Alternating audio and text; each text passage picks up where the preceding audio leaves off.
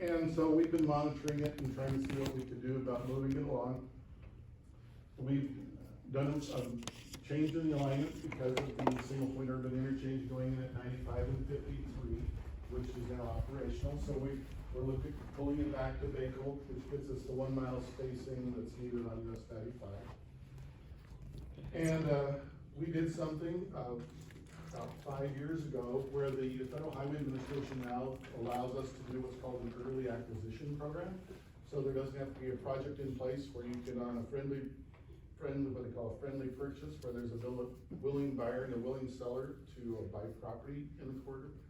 So we set up, we have about $1.1 million, which is not even close to what's needed to buy the whole corridor, but if there are certain properties that need to be acquired for various reasons, money was available. So I put all this into the context because the recent conversations about growth and development and what's really going on in this area shows that by 2040, 2030, 2040, you name it, sometime not in that distant future, we're gonna be also over 300,000 population, just by looking at what's going on. It's not unreasonable, it's not even a fast pace, it's about 3% per year, when you look at compounding growth. And so working with the local jurisdictions, we looked at the comp plans, we worked with the city of Hayden, we worked with Post Falls, we worked with the city of Coeur d'Alene, the highway districts, and in looking at this, if this were built today, it would have about 30,000 cars a day on it. And people are like, well, where would they come from? With the work that's going on 41, that thing is gonna be a madhouse the day it's finished. With this going in place, about 40% of the traffic will come off of 41, which will give that about a 40-year lifespan instead of its 20-year design life. About 10 to 15% comes off of US 95, and people say, well, 95's got a lot of traffic on it. You also have a lot of growth, a lot of businesses, a lot of commercial, residential, recreational activities on 95, so it kind of creates its own energy and own gravitational pull for traffic. So it's not surprising that it would be about 10 to 15. That's pretty much external or pass-through traffic that's using 95, but that traffic would go over 100. So the bottom line question is, will it get built? I'm probably more optimistic now than I was even 3 years ago. There is a need for it, even with the failed vehicle registration fee ballot measure. We had 34,000 people in Coogee County who said, we need to do something. There was, in doing a kind of a post-analysis of the election, people looked at the way that it should be financed like from 4 or 5 different directions. Well, if everybody has 1 of 5 directions, then you only get to about 20%, and there's nothing that really caught anybody's attention to what you could do. And the reality is 3 out of the 5 weren't even legal in the state of Idaho, so that made a big challenge there. So I believe that if, with it being on the map, with us going after grant aid program, with ITD receiving their $80 million a year in perpetuity from the Idaho State Legislature, they will be moving forward with widening I-90. I'm very, very confident of that. And that the Hunter corridor will be, in fact, part of that overall picture going into the future.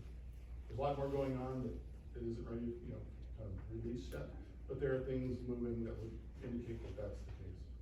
I hate to even ask this, but so do you anticipate a corridor or hypotenuse, however it's not really a triangle, being in existence in 2035? I would suggest probably by 2030 or less. And that's what we modeled in our transportation plan. We assume that it's not in 2030, but it is in 2040. Yep. There's a lot of interest. We get a lot of calls from the development community. We get a lot of calls from commercial site selectors who are looking at places where they're near the interstate, that have access to an airport, that have all these, tick off the features. For jobs generation, they're not necessarily for anything else, just for people who are looking for places. Those sites are becoming harder and harder to come by. in the Pacific Northwest. And so because of the hours of service of trucking regulations, because of proximity to growing commercial and residential and metropolitan areas, this area has been found, or you wouldn't see an Amazon, a Caterpillar, you know, and a lot of other things that have gone in the area. Questions? Please, Jerry, then. When is, Highway 41, the construction on that's supposed to be completed? Late 2022. Okay, thank you. My question is, in today's dollars, if you build it today, how much would it cost? About 300 million. And you said IDT statewide is gonna get about 80 million? Right, the state legislature approved $80 million a year of 4.5% sales tax about a week ago. They're gonna bond it for about $1.4 billion. And they're used on projects in the state of Idaho. So that if we were to anticipate the cost of it in 2030? That's when it'd be done. Oh, you're saying 300 million to get us to 2030? That's what it would cost to build that then? No, in today's dollars, but I think it'll be way done before 2030.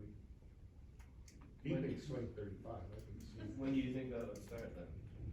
I think some of the beginning stuff will probably start in the next year and a half in terms of the environmental engineering design activities. And you said there's like $1.1 million to buy property right now, but potentially we may not need to go into eminent domain at times.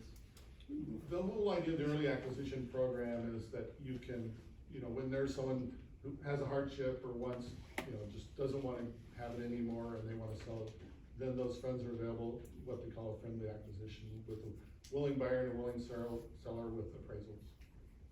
And in Hayden, we've set it up with annexation agreements to require them to reserve the corridor for Hutter. We don't require them to dedicate it because that would be a bit much. But we do require them to set it aside as they develop so that you're not going in, like you were talking about, and buying homes. This is, if you look at the corridor through Hayden, it's all pretty much wide open. Yeah. But Melissa, that's why it was zoned the way it was zoned? Right, so as we get into looking at the future land use map, I know that came up 2 council meetings ago, that's why, is because it's real. Can we stop it? I wouldn't think we'd want to. I don't know if we want to, but, I mean, it's an odd request, but I get that a lot, and it's a fair question. You wanna stop what, Hutter? Yeah, what the Hutter. We could kill it tomorrow and just watch you guys doing this. Suffer. I mean, there's a lot of metro areas that have done that, and look at Spokane, who are now spending about $2 billion on the North Spokane corridor, when they could've got it for $100 million. And that's the hard part. So, I mean, I worked on that project too, so. Then you're ripping out neighborhoods instead of Right. their farmland. Glenn, is, Garvey bonds still being used, and is that predominantly, down south or? So the last round of the Garvey bonds, so there was one Garvey bond issue, and then the interest rate at the time was relatively high, and so they've reissued or repurposed the bonds a couple of times. That last round got them about $63 million. The Single Point Urban Interchange at 53 and 95, the Granite Hill improvements that they're doing right now, and some of it will win on 41. Could you, for everybody, I don't know that everybody knows what the Garvey Granted program is. anticipated revenue bonds. So. I know anything that Garvey- and STAR, but I mean. Sales tax Yeah, anticipated so we revenue. got, the Garvey was to borrow, in essence, on future revenue. Future federal revenue. So it was a, okay, we have to build this and it's gonna cost $1.6 billion, and we have $100 million, but we can't get there. Well, we can get there by year by year by year, that's how it was set up. Sort of like, you know, it said there's a shortfall of lots of millions of dollars. So Garvey was set up to try to close that gap. Right, Garvey was also used to go from Worley to Coeur d'Alene, through that whole that part of the goat trail. Any other questions? Yeah, I have one. Yes. Absolutely. Can you talk about, I guess, the population forecast, that, Sure. projecting that, in 20 years, we're gonna double in population? Right. So how solid is that? Is that just assuming? I also did the year? population projections in Pasco, in the Tri-Cities. I was dead on, so. I've been doing this for 40 years, did the Spokane, Tri-Cities. And what we use is a 10-year rolling average, and we look at, and in that whole rolling average all over those years, there's been economic swings up and down, and that's using just under 3% compounded growth, and I think that's a realistic growth pattern. We're in a spurt right now, but we're not even at the highest rate that we were. The highest rate was in the late 70s, and I think it was like 8.5% was the annual growth rate, so. Well, our denominator was a lot smaller. Right, So, but I'm just saying rates are rates. So, but we were at 1.6 for 3 years. Jenny, were we? That was before, I know, we were Right, running we're, at we're beating the 1.6. 3% right now. And The we're at last 3 now. in the last 8 quarters, we beat even during the pandemic, we beat Right. the 3%. And that's with the What high is- what is it denominator. I heard Three, it God, on. I don't know, I know it by, Oh, yeah, I I heard know it. it over a Keep going. 5-year Yeah. period. So, So I'll have to look at it to see what it is per year, but I know we're beating it. So what's your batting average? Have you been accurately predicting the population? I've been plus or minus 5,000 people. Right, so you, I mean, basically, the studies that you're doing at the KMPO, they're science-based and they're. And we have to do, guessing. and we have to update those forecasts every year. Now, we're gonna be doing a major update, with the 2020 census, will probably be out in September. The challenge, and the way we do it, just so people are aware, is, if we ask every jurisdiction to give us their growth forecast, we just added them together, this place could be at 1.5 million right now. So what we do is we do a control total of the growth rate for the county. And then we put 75% of it into the jurisdictions as they've traditionally grown, and reserve 25% of it for kind of placement of where people anticipate that growth will be. And then we work with the jurisdictions on how that 25% kind of gets. And we actually, a couple of years, about 5 years ago, had jurisdictions say, we'll never use that, give that growth to somebody else. And now they're like knocking the socks out of it, they probably should have left it there, so. So I guess, I think I'm concluding that, I guess, as far as KMPO is concerned, this is really gonna happen. Yeah. I-90, if they don't get it done in the next 3 years, 4 years, it'll be a parking lot. And what Hutter does is it creates a way to come off I-90 onto the prairie, and for the prairie to get off on, and it also creates better connections east-west too. So we're not trying to dump all the traffic onto a very limited number of streets. The other part that people see it, but they don't recognize it sometimes, is we have a really poor resiliency problem, because we don't have any redundancy in our system. So when I-90 has an accident between 41 and Coeur d'Alene, and you do not look up on the hill to see the traffic lights, see the stoplights, and you're stuck, because there's nowhere to go. So putting that in place gives the relief valve. Because right now, the only thing you can do is go to Prairie. There's no other way. So you either go Celtics Way or Prairie. And Hutter does, help Hayden's transportation system, Oh, because absolutely. our modeling in our last transportation plan showed a lot more roads needing to be like 5 lanes. But then once you plug Hutter into the system, you can get a lot of those down to like 3-lane roads for the whole, through 2040. So that's a big deal for us, cause that's a lot less infrastructure to build and maintain. I had one other question that was asked, we just responded on, was the airport. So, we went through a very extensive conversation with the airport, in about 2014 through 16. Because we were also supporting the financing for the Ramsey Road extension and Hutter at the same time. So, the, KMPO, City of Hayden, Board of County Commissioners, everyone have signed a mutual, memorandum of understanding. And so the airport has agreed based on their most recent master plan, so we can all live nicely and happily together. Still the constraints, I mean, it's almost demoralizing to me when I press 150,000 times 3% for 5 years, and now I'm at 190,000, you know? But Hayden isn't gonna be part of, I mean, we'll have some, but our constraints are still gonna be sewer. Our constraints are still gonna be traffic at some level in and out, but then all you gotta do is take the family for a drive down Ramsey and Prairie and go south of Ramsey, and that's the hard part. You know, and so, you know, go west on Prairie, south on Ramsey and all that, so that's where a lot of that, and then Post Falls is just, go get them, I guess, I don't know, Well, Mayor, I'd like to remind people that existing land uses are kind of like unicorns. In some respects, they're a myth, because when the property value gets greater than the asset sitting on top of it, what's sitting on top of it typically gets scrubbed, and they put something else, especially in the higher density residential. And I think couple of good examples of that is Riverstone, which was a lumber yard and is now something else. And next to my office is One Lakeside, which was a 2-story brick apartment building and now goes way high. And it's on a postage stamp. So what we see today isn't necessarily what we're gonna see in the future as the economics change within all the areas.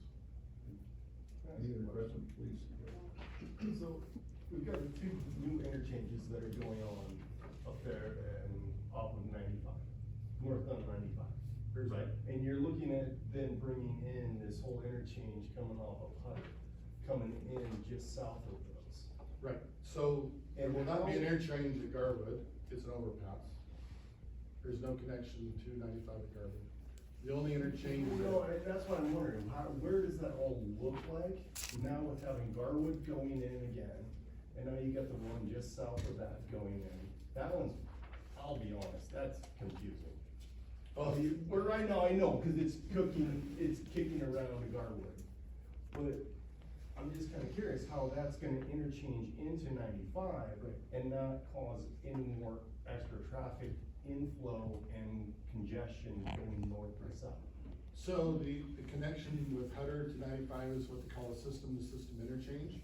So it's just, they're just slip ramps to get on and off. There's no access from local streets or No anything. lights, No lights, no, it's just high-speed ons and offs. So if you've been in Boise where you have the spur that goes down to Boise, hits Interstate 80, it's just high-speed ramps, and there's no signals, no, nothing, you just follow a curve and go. Garwood's strictly an overpass, there's no access to 95 at all, so it's just like the Greens Ferry Bridge. It goes over and doesn't connect to anything but old 95 and government land. So the next one will be, is at, Chilco. So Chilco, then 53, and then there's no other interchange all the way down, just the directional interchange. So I-90 is still not an option to expand. They're going to expand I-90 to 6 lanes. Or, sorry, 95. No, 95. I mean, There's 12 and 14 traffic signals there now. but they've cut out. They're at a no-sum game right now. They took some out to put some in. They're now at quarter-mile spacing, so there's been it's a no-sum game there intentionally. Spokane tried that with, Division Street to run 2 state highways on a city arterial. Government, or US 95 down through Coeur d'Alene and in through Hayden is basically, Division Street of the future, so. Kind of way we see it. Sorry. It's depressing. Any other questions for Glenn before we shoot? I don't even get it done good. It's a hard one. Yes, it is. Thank you. Oh, you bet. Take care. Thank you.